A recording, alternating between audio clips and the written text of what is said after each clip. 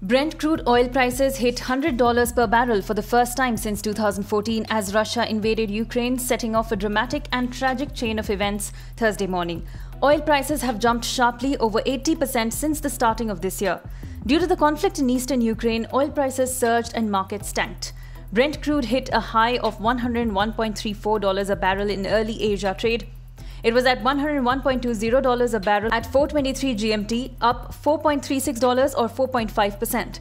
US West Texas Intermediate crude futures jumped $4.22 or 4.6% to $96.32 a barrel, after rising to as much as $96.51, also the highest since August 2014, according to Reuters.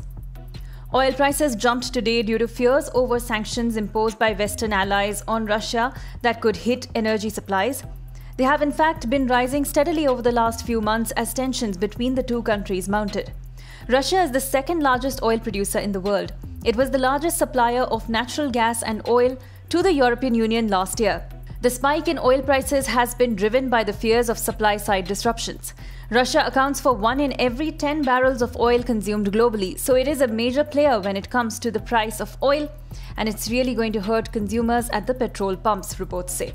The rise in Brent crude price will have an inflationary impact on the Indian economy.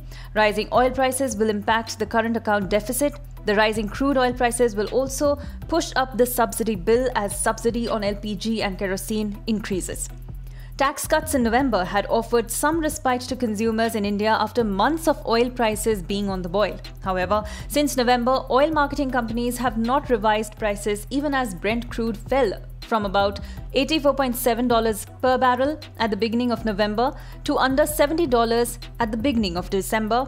Higher crude prices now could result in higher fuel prices for consumers. Subscribe to Oneindia channel and never miss an update.